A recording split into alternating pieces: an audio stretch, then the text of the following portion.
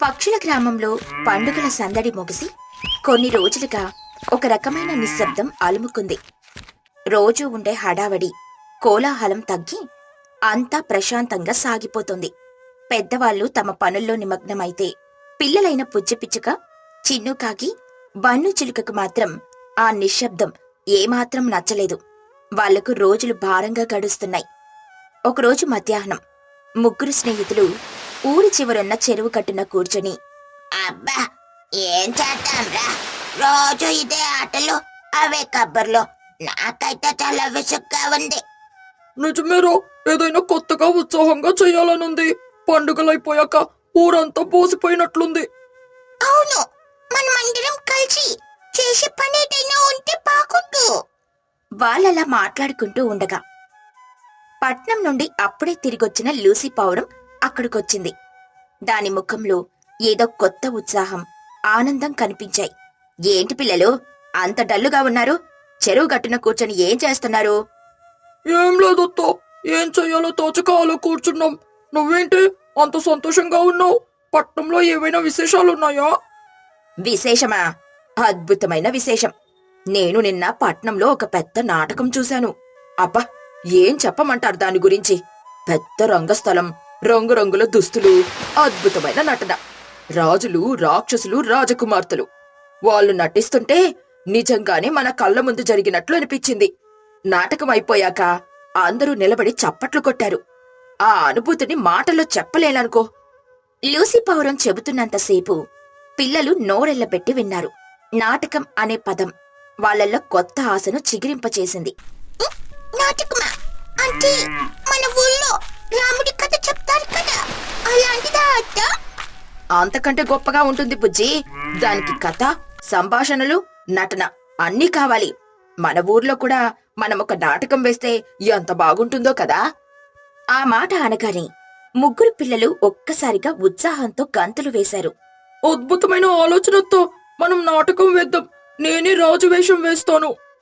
అయితే నేను భయంకరమైన రాక్షసుడినవుతాను. నేను అందమైన రాజకుమార్ని అంటూ ముగ్గురు తమ పాత్రలను తామే నిర్ణయించుకున్నారు. ఆ సాయంత్రం ఊరి పెద్దలందరూ మర్రి చెట్టు కింద సమావేశమైనప్పుడు లూసీ పావురం ఈ నాటకం ఆలోచనను వాళ్ల ముందు పెట్టింది. నాటకమా? ఆలోచన బాగానే ఉంది లూసీ, కానీ దానికి చాలా పని ఉంటుంది కదా. సంభాషణలు ఎవరు చెప్తారు? దర్శకత్వం ఎవరు చేస్తారు? దాని గురించి మీరేం కంగారు పడకండి. నేను పట్నం నుండి ఒక పాత నాటకం పుస్తకం తెచ్చాను. అందులో వీర విక్రమ అనే కథ ఉంది. కథా సంభాషణలు అన్నీ అందులోనే ఉన్నాయి. ఇక దర్శకత్వం నేను చూసుకుంటాను. అదంతా సరే లోసి, కానీ ఈ పిల్లల్ని పెట్టుకుని నాటకం వేయడం అంటే మాటలా? వాళ్ళు చెప్పినట్లు వింటారా? మధ్యలో ఆటలు మొదలు పెడితే మన పరువే పోతుంది. అవును, మా పన్నుగాడు రాక్షసుడిలా నవ్వమంటే పక్కపక్క నవ్వి అందరినీ నవ్విస్తాడు. వాడితో చాలా కష్టం. అప్పుడక్కడికి వచ్చిన మహీగ్రద్ద గంభీరంగా అంది. పిల్లల ఉత్సాహాన్ని ఎందుకు కాదనాలి? వాళ్ళకొక అవకాశం ఇచ్చి చూద్దాం. ఇక రంగస్థలం, తెరలు, ఇతర ఏర్పాట్ల బాధ్యత నాది. నేను చూసుకుంటాను. పెద్దలందరూ కాసేపు చర్చించుకుని చివరికి నాటకం వేయడానికని ఒప్పుకున్నారు. పిల్లల ఆనందానికి అవధులు లేకుండా పోయాయి. పక్షుల గ్రామంలో చాలా రోజుల తర్వాత మళ్లీ ఒక పండుగ వాతావరణం నెలకొంది. ఇక మరుసటి రోజు నుండి ఊరి చివరున్న ఖాళీ స్థలంలో రిహార్సల్స్ మొదలయ్యాయి. లూసీ పావురం పుస్తకం చేతిలో పట్టుకుని దర్శకురాలిగా మారింది. సరే పిల్లలు, అందరూ సిద్ధంగా ఉన్నారా? మనం మొదటి సన్నివేశం మొదలు పెడదాం. చిన్ను, నువ్వు రాజా విక్రముడివి. బన్ను, నువ్వు రాక్షసుడివి, భయంకరుడివి. రాక్షసుడు రాజకుమారుని అపహరించుకుపోయాడు. ఇప్పుడు రాజుగా నువ్వు కోపంతో, ఆవేశంతో ప్రతిజ్ఞ చెయ్యాలి. లూసీ పావురం పుస్తకంలోని సంభాషణను చదివింది. ఓ దుర్మార్గ రాక్షసుడా! నా ప్రియసఖిని అపహరించి నా పౌరుషాన్ని నిద్రలేపావు. 7 సముద్రాలు దాటి అయినా సరే నిన్ను సంహరించి నా రాజకుమారుని తిరిగి తీసుకుని వస్తాను. చిన్నుకాకి గొంతు సవరించుకుని ఒక కాలు ముందుకు పెట్టి కత్తిలా ఒక పుల్లను చేతిలో పట్టుకుని చెప్పడం మొదలుపెట్టాడు. ఓ దుర్మార్గ రాక్షసుడా అంటూ నత్తిగా పలికి మధ్యలోనే ఆగిపోయాడు. ఏంట్రా, రాక్షసుడా అనడానికి అంతసేపా? నేను రాక్షసుడిని, నన్ను చూసి నీకు భయం వేయాలి కానీ నువ్వే భయపడుతున్నావు. ఓ, ఈ మాటలు పలకడానికి చాలా కష్టంగా ఉన్నాయిరా. పౌరుషం అంటే ఏంటి? పిల్లలందరూ పక్కపక్క నవ్వారు. నవ్వకండి చిన్ను, ఆ మాటల్లో భావం ఉండాలి, కోపం కనిపించాలి, నీ కళ్ళలో నిప్పులు చెరగాలి. మళ్ళీ చెప్పు. చిన్ను ఈసారి గట్టిగా చెప్పడానికని ప్రయత్నించి కాలు జారి కింద పడ్డాడు. అంతే, అక్కడున్న వాళ్ళందరూ నవ్వాపుకోలేకపోయారు. ఇక రాజకుమారి బుజ్జిపిచ్చుక వంతు వచ్చింది. తనని బంధించినందుకు ఏడుస్తూ రాజు కోసం ఎదురుచూడాలి. బుజ్జి, నువ్వు చాలా బాధగా ఉండాలి. కన్నీళ్లు పెట్టుకుని, ఓ నా వీర విక్రమా, నన్ను ఈ చెర నుండి ఎప్పుడు విడిపిస్తావు అని దీనంగా అనాలి. ఇక బుజ్జి పిచ్చుక ఏడవడం మొదలుపెట్టింది. కాని ఆమె ఏడుపు చూసి ఎవరికీ జాలి కలగలేదు. నవ్వొచ్చింది. ఆమె ముఖం చిట్లించి వింత శబ్దాలు చేస్తోంది. నువ్వేడొస్తున్నావా లేక నన్ను చూసి ఎక్కిరిస్తున్నావా? నాకు నిజంగా ఏడుపు రావట్లేదు, ఏడవమంటే నవ్వొస్తోంది అంటూ నిజంగానే నవ్వేసింది. ఇక రాక్షసుడు బన్ను చిలుక తన భయంకరమైన నవ్వును ప్రదర్శించాలి. బన్ను, నువ్వు గంభీరంగా భూమి బద్దలయ్యేలా హహహహహహ అని నవ్వాలి. బన్ను చిలుక నవ్వడం మొదలుపెట్టాడు. కాని అది రాక్షసుడి నవ్వులా కాకుండా ఎవరో చక్కలి గింతలు పెట్టినట్లు కిలకిలామని నవ్వాడు. ఆ నవ్వుకు చిన్ను, బుజ్జి పొట్టలు పట్టుకుని నేలమీద దొర్లి దొర్లి నవ్వారు. కాని పిల్లల ప్రవర్తన చూసి అందరిలోనూ నిరాశ మొదలై. ఒకరోజు నాటకంలో అత్యంత కీలకమైన పోరాట సన్నివేశం రిహార్సల్స్ చేస్తున్నారు. రాజు విక్రముడు రాక్షసుడు భయంకరుడితో కత్తి యుద్ధం చెయ్యాలి. చిన్నో, బన్నో, ఇది చాలా ముఖ్యమైన సన్నివేశం. మీరు నిజంగా పోరాడుతున్నట్లు నటించాలి. చిన్ను, బన్ను పుల్లలను కత్తుల్లా పట్టుకుని మొదలుపెట్టారు. 2 నిమిషాలు గడిచిందో లేదో వాళ్ల కత్తి యుద్ధం కాస్త ఒకరినొకరు పుల్లలతో కొట్టుకునే ఆటగా మారిపోయింది. బుజ్జిపిచ్చుక వాళ్ళని ఆపాల్సింది పోయి చప్పట్లు కొడుతూ ప్రోత్సహించడం మొదలుపెట్టింది. ఆ దృశ్యం చూసి లూసీ పౌరానికి పట్టరాని కోపం వచ్చింది. ఆపండి, ఇంక నా వల్ల కాదు అని గట్టిగా అరిచి చేతిలో ఉన్న పుస్తకాన్ని నేలకేసి కొట్టింది. మీకు నాటకం మీద ఏమాత్రం శ్రద్ధ లేదు. మీ అల్లరి తప్ప మీకింకేమీ పట్టదు. ఈ నాటకం రద్దు చేయబడింది. ఇంక రిహార్సల్స్ లేవు, ఏమీ లేవు అని కోపంగా అక్కడి నుండి వెళ్లిపోయింది. లూసీ పౌరం అలా వెళ్లిపోగానే ఆ ప్రాంతమంతా నిశ్శబ్దంగా మారిపోయింది. పిల్లల ముఖాల్లో నవ్వు మాయమైంది. తాము చేసిన తప్పు వాళ్లకు అర్థమైంది. ముగ్గురు తలలు వంచుకుని తమ తల్లుల దగ్గరికి వెళ్లారు. అమ్మో, క్షమించు, మేమంతా తప్పు చేశాము. లూసీ అత్తకు చాలా కోపం వచ్చింది. మేమంతా తనని చాలా బాధ పెట్టాము. మాకు నాటకం వెయ్యాలనుందమ్మా, దయచేసి ఏదైనా చెయ్యి. తల్లుల మనసులు కరిగాయి. తుని పిచ్చుక పిల్లలందర్నీ దగ్గరికి తీసుకుని, చూడండి పిల్లలు, ఏదైనా ఒక పని మొదలు పెట్టినప్పుడు దాన్ని పూర్తి చేయాల్సిన బాధ్యత మనపై ఉంటుంది. ఈ నాటకం కేవలం మీ ముగ్గురిది కాదు, మన ఊరందరిది. ప్రతి ఒక్కరూ దీనికోసం కష్టపడుతున్నారు. మీరిలా బాధ్యత లేకుండా ప్రవర్తిస్తే వాళ్ళ కష్టమంతా వృధా అవుతుంది కదా అని ప్రేమగా నచ్చ చెప్పింది. పిల్లలకు తమ తప్పు పూర్తిగా తెలిసొచ్చింది. ముగ్గురు కలిసి లూసీ పౌరం దగ్గరికి వెళ్లి క్షమించమని వేడుకున్నారు. లూసీ అత్త, మమ్మల్ని క్షమించు. మేము నీ మాట వినలేదు. ఇంకెప్పుడు అలా చెయ్యం. దయచేసి నాటకం ఆపొద్దు. మేం చాలా కష్టపడి నేర్చుకుంటాం. పిల్లల కళ్ళల్లోని పశ్చాత్తాపాన్ని చూసి లూసీ పౌరం మనసు శాంతించింది. సరే సరే, ఇది మీకు చివరి అవకాశం. ఈసారి సరిగ్గా చేయకపోతే నేను నిజంగానే నాటకం ఆపేస్తాను అని హెచ్చరించింది. ఆ రోజుటి నుండి పిల్లల్లో అద్భుతమైన మార్పొచ్చింది. చిన్ను తన సంభాషణలను 100 సార్లు చదివి భావంతో పలకడం నేర్చుకున్నాడు. బుజ్జిపిచ్చుక అద్దం ముందు నిలబడి దీనంగా ఏడవడం సాధన చేసింది. బన్ను చిలుక తన గొంతు మార్చి గంభీరంగా, భయంకరంగా నవ్వడం అభ్యసించాడు. వాళ్లలోని మార్పుని చూసి పెద్దవాళ్లంతా ఆశ్చర్యపోయారు. చివరికి నాటకం ప్రదర్శించే రోజు రానే వచ్చింది. ఊరంతా పండుగ వాతావరణం నెలకొంది. ఊరి పక్షులన్నీ ప్రదర్శన చూడ్డానికి తరలివచ్చాయి. తెర పైకి లేవగానే పక్షులందరూ చప్పట్లతో మారుమోగించారు. నాటకం మొదలైంది. అందర్నీ ఆశ్చర్యపరుస్తూ పిల్లలు తమ పాత్రలలో జీవించారు. రాజుగా చిన్నుకాకి గంభీరమైన నడకతో, స్పష్టమైన ఉచ్చారణతో సంభాషణలు చెబుతుంటే ప్రేక్షకులు మంత్రముగ్ధులయ్యారు. రాజకుమారిగా పుచ్చిపిచ్చుక దీనంగా విలపిస్తుంటే కొందరి కళ్ళల్లో నీళ్లు తిరిగాయి.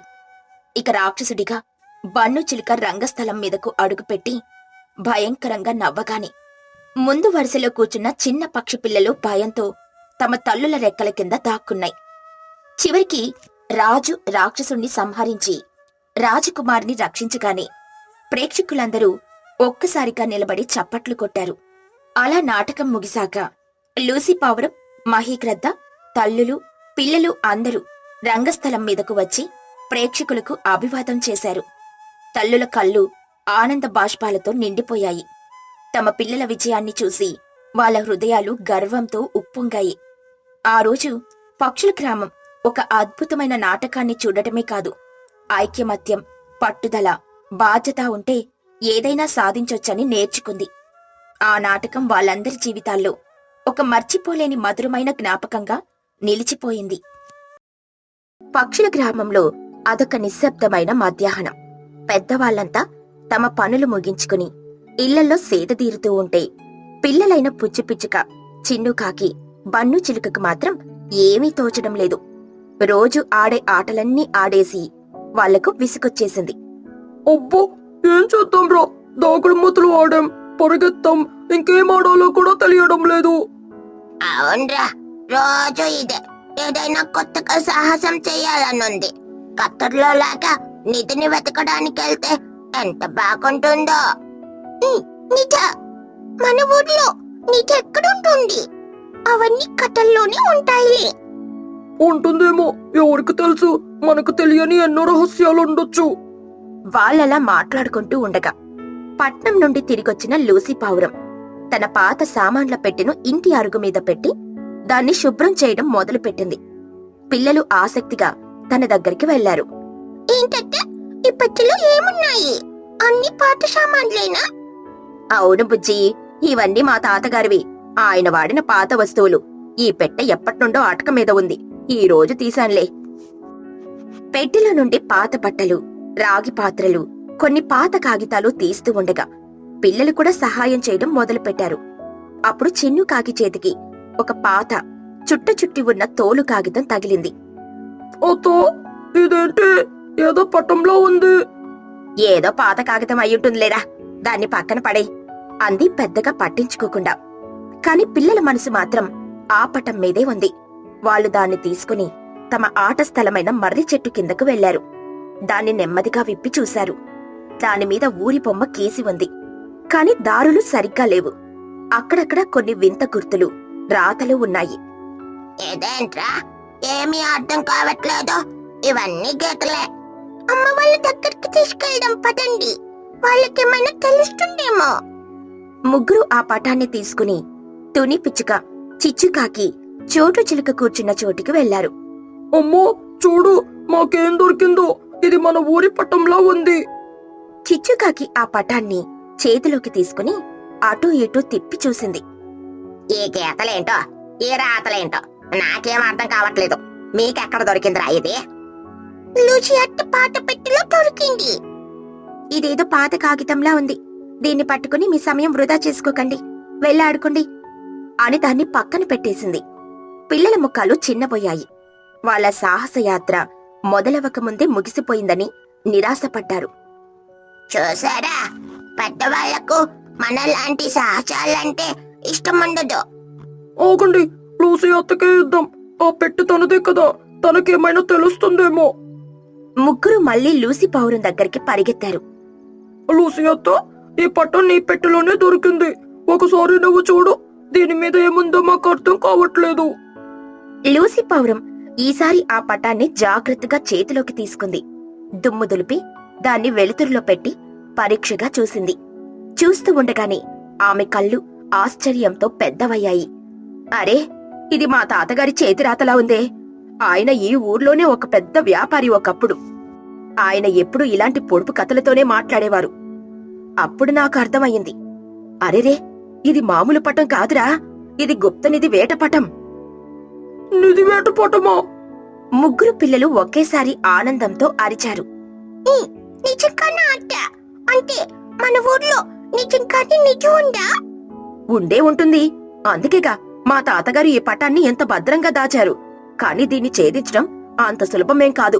దీని మీదున్నవి మామూలు దారులు కాదు, పొడుపు కథలు. వాటిని విప్పుకుంటూ వెళ్తేనే నిధి దొరుకుతుంది. అయితే మొదటి పొడుపు కథ ఏమిటో చెప్పొద్దా ప్లీజ్, మేమిప్పుతాము. లూసీ పావురం పటం మీదున్న మొదటి వాక్యాన్ని నెమ్మదిగా చదివింది. రోజూ సూర్యుడు మొదట నమస్కరించే శిఖరం పైన గ్రామ దేవత కొలువైయున్న చోట నా మొదటి సూచన నీకోసం వేచి ఉంది. పిల్లలు ఆలోచనలో పడ్డారు.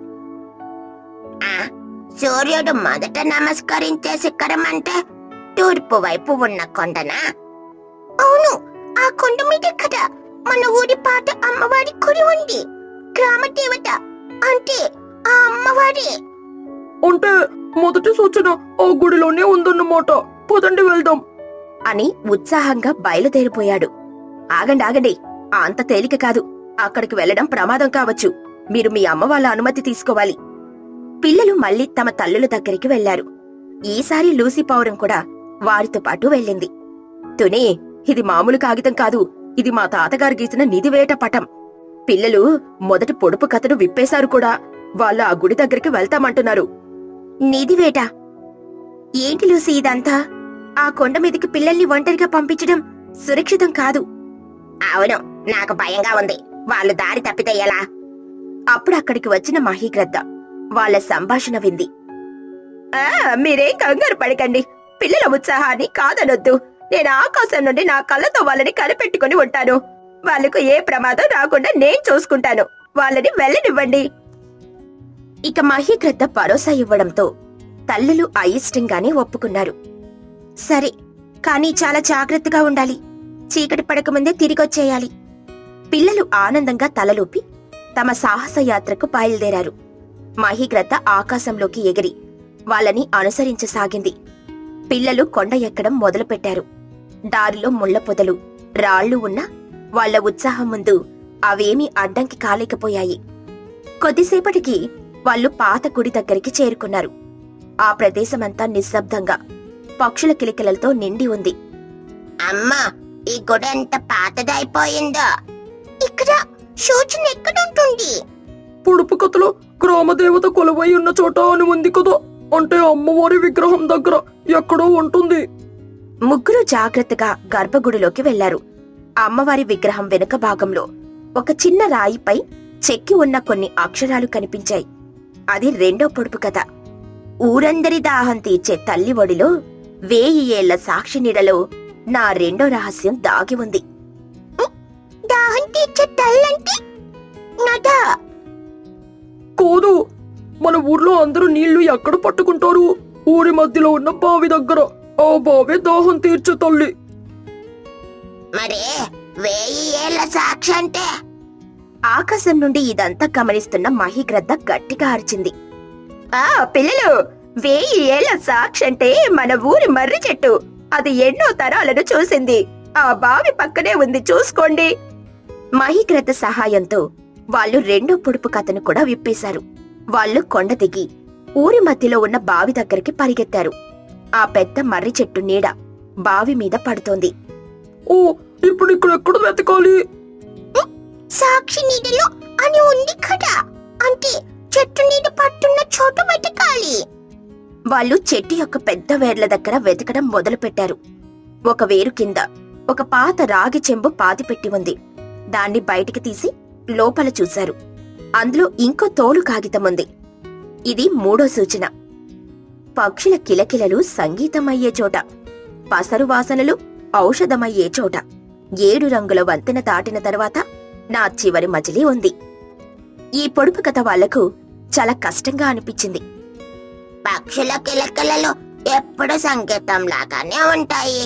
పసరు వాసనలు అడవిలో వస్తాయి. కానీ 7 రంగుల వంతెన ఎక్కడుంది? 7 రంగుల వంతెనంటే ఇంద్రధనుస్సు, కానీ అది ఎప్పుడు ఉండదు కదా. మళ్లీ మహీగ్రద్ద ఆకాశం నుండి దారి చూపింది. పిల్లలు, ఊరి చివరున్న జలపాతం దగ్గరికి వెళ్ళండి. సాయంత్రం ఎండ దాని మీద పడినప్పుడు అక్కడ చిన్న ఇంద్రధనుస్సు ఏర్పడుతుంది. ఆ జలపాతం అవతల మన ఊరి పాత వైద్యుడి మూలికల తోట ఉంది. అక్కడే పక్షులు ఎక్కువగా ఉంటాయి. మహీగ్రద్ద చెప్పినట్లు వాళ్ళు ఊరి చివర ఉన్న జలపాతం దగ్గరికి వెళ్లారు. అక్కడ నీటి తుంపరుల మీద సూర్యరశ్మి పడి ఒక చిన్న ఇంద్రధనస్సు ఏర్పడి ఉంది. వాళ్ళు దాన్ని దాటి అవతలి వైపు వెళ్లారు. అక్కడొక పాడుపడిన మూలికల తోట, ఒక చిన్న గుడిసె ఉన్నాయి. చివరి సూచన అక్కడే ఎక్కడో ఉండాలి. గుడిసె గోడ మీద వాళ్లకు చివరి పొడుపు కథ కనిపించింది. నేను నోరులేని జీవిని, కాని కథను చెబుతాను. నాకు కడుపు నిండా అక్షరాలు, కాని చదవలేను. నా గుండెల్లోనే అసలైన నిధి, నన్ను వెతుకు. పిల్లలు చాలాసేపు ఆలోచించారు. కోతలు చెప్పేది నోరు లేనిది ఏంటది? కడుపు నిండా అక్షరాలు కానీ చదవలేదు. బుజ్జి పిచ్చుక ఒక్కసారిగా గట్టిగా అరిచింది. పుస్తకం, అది ఒక పాత పుస్తకం. పుస్తకానికి నోరుండదు, కానీ కథలు చెబుతుంది. దాని నిండా అక్షరాలే ఉంటాయి. వాళ్ళకి సమాధానం దొరికింది. ముగ్గురు ఆ పాత గుడిసెలోకి వెళ్లి వెతకడం మొదలుపెట్టారు. ఒక మూలన పాత ఆకులతో కప్పబడి ఉన్న ఒక పెద్ద తోలుతో చుట్టిన గ్రంథం వాళ్లకు దొరికింది. అది వాళ్ళు వెతుకుతున్న నిధి. ఆత్రంగా దాన్ని తెరిచి చూశారు. అందులో బంగారం, వజ్రాలు లేవు. దాని నిండా అక్షరాలు, పాత బొమ్మలు ఉన్నాయి. ఇదనా నిధి? ఇదొక మామూలు పాత పుస్తకంలో ఉంది. మనం ఎంత కష్టపడింది దీనికోసమేనా అని నిరాశగా అన్నాడు. బుజ్జిపిచ్చుక మాత్రం ఆ పుస్తకంలోని పేజీలను ఆసక్తిగా తిప్పుతూ, ఆగండి, ఇందులో మన ఊరి గురించి రాసి ఉంది.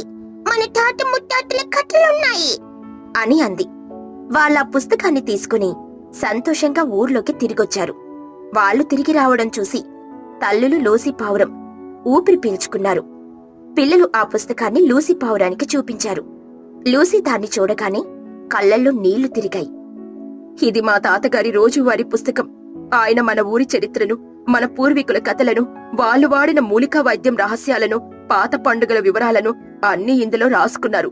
బంగారం కంటే విలువైనదిరా ఈ పుస్తకం. ఆ పుస్తకం దొరికిన విషయం ఊరంతా తెలిసింది. పెద్దలందరూ ఆ పుస్తకాన్ని చూసి ఆశ్చర్యపోయారు.